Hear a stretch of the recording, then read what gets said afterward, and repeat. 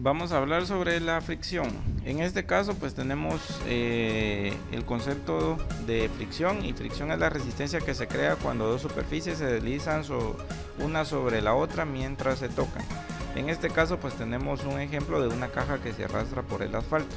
O sea, aquí podemos ver que se está jalando la caja y al mismo tiempo pues se va arrastrando, ¿verdad? Entonces, ¿dónde ocurre la fricción en este caso? Ocurre cabal entre la superficie de la carretera y la superficie de la caja, justamente donde está señalando acá en la línea azul donde dice fricción.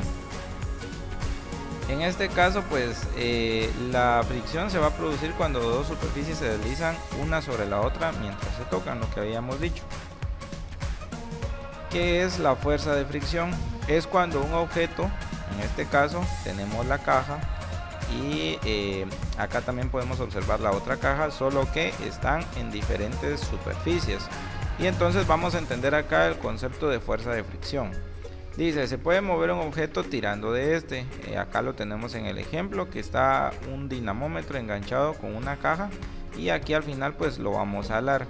La diferencia es de que acá en la imagen de arriba es una superficie lisa, porque vemos de que está con nieve y obviamente pues la carretera va a estar congelada. En el caso de abajo tenemos un video en donde la caja está siendo arrastrada pero en una carretera en condiciones normales.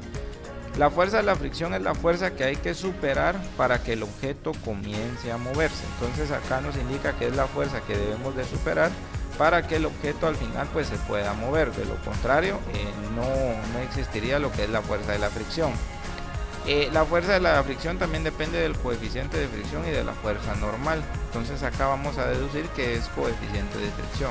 En este caso el coeficiente de fricción es un valor que indica el grado de fricción entre dos superficies. O sea que nos va a indicar la fuerza que se genera al momento de que se arrastra un objeto sobre otro, y obviamente pues ocurre este fenómeno de la fricción. Cuanto mayor sea el valor, mayor será la fricción. Entonces acá tenemos un ejemplo en donde nos indica, cuanto mayor nos indica acá el número, pues mayor va a ser la fricción que se está generando entre la caja y la carretera. Vamos a jalar entonces esto y podemos ver de que sube de 0 a 10 newton, miren, para poder jalar esta caja. Entonces quiere decir que aquí es bastante bajo. En cambio, en esta superficie donde está rústica, o sea que no está lisa, podemos observar que al momento de jalar el dinamómetro se llega a una fuerza de 30 newton para poder jalar el objeto. Esto se deduce entonces de que el coeficiente de fricción está más elevado acá en esta parte por el motivo de que la superficie no está lisa.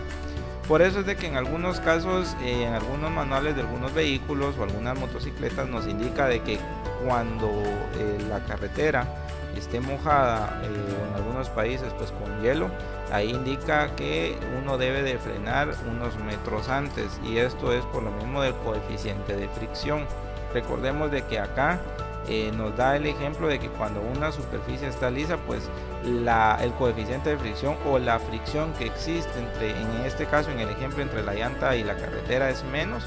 Y lo mismo pasa con los vehículos. En el caso de que la superficie esté mojada, la fricción disminuye, o el coeficiente de fricción disminuye entre la caja y la superficie de la carretera que está congelada. Entonces de esta forma es como nos indica lo que es el coeficiente de fricción. Vamos a avanzar acá.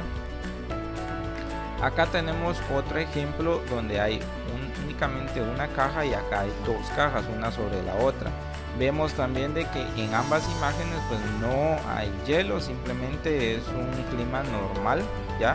Entonces acá vamos a ver en dónde es que aumenta el coeficiente de fricción. Entonces ya sabíamos de que cuando la superficie está seca, miren, llega a una fuerza de 30 newton. En cambio, cuando aumenta el peso, si aumentamos acá el peso, miren, entonces acá observamos de que necesita de una mayor fuerza para poder vencer al peso de las cajas, entonces ahí existe la fricción.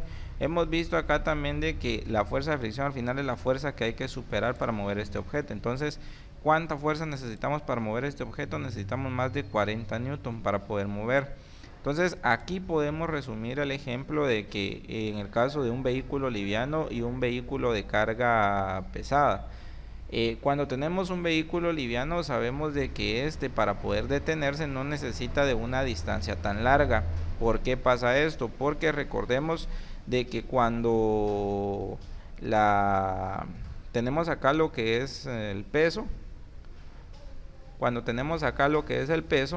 si aumenta obviamente necesitamos de una distancia más grande para poder frenar.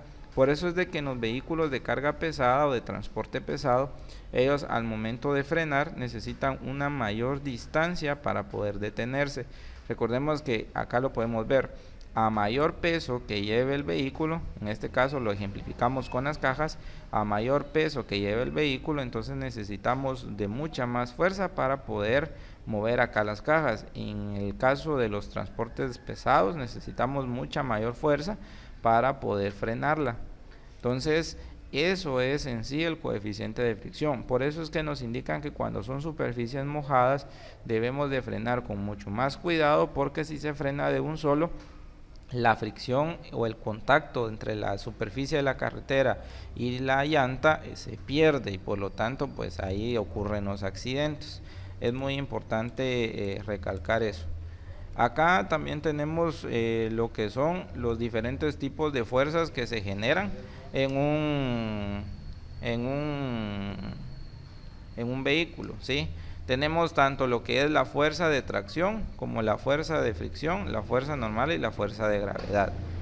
Podemos ver acá que la fuerza normal es la que se está generando de acá hacia arriba, o sea, de la superficie de contacto donde existe la fricción hacia arriba.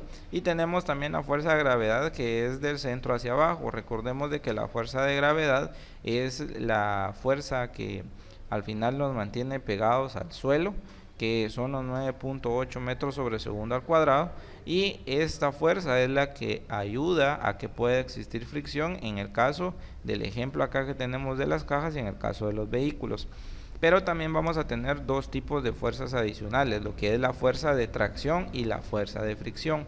¿Cuál va a ser la fuerza de tracción? Es la fuerza necesaria que necesitamos para poder jalar el objeto, ¿sí? Sabemos de que en los vehículos los que dan la fuerza de tracción es el motor a través de la caja, y de la caja a las ruedas, para que pueda existir la tracción, o sea, para poder jalar todo el peso del vehículo.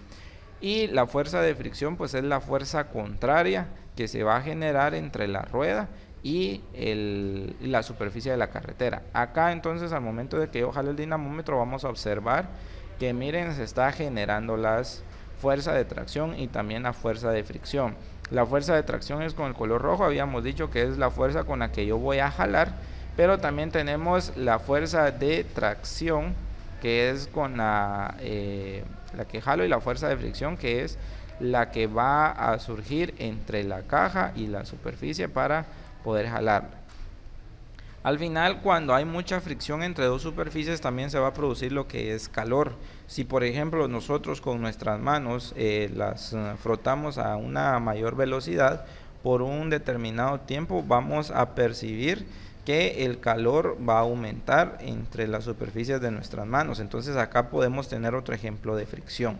Muy importante que sepamos este concepto, ya que estas definiciones son la base fundamental o el principio fundamental de lo que es el funcionamiento de los frenos, ya que los frenos, para poder detener un vehículo, utilizan la fricción para poder disminuir, detener e inmovilizar el movimiento de un vehículo, ¿sí? Entonces eso es parte fundamental, y por eso es de que acá se está indicando lo que es la fuerza de fricción y el coeficiente de fricción. Entonces acá tenemos los diferentes tipos de fuerza para volver a recordar: fuerza de tracción, fuerza normal, fuerza de fricción y fuerza de gravedad que va hacia la parte de abajo. Esperamos que hayan acá entendido el concepto. Gracias.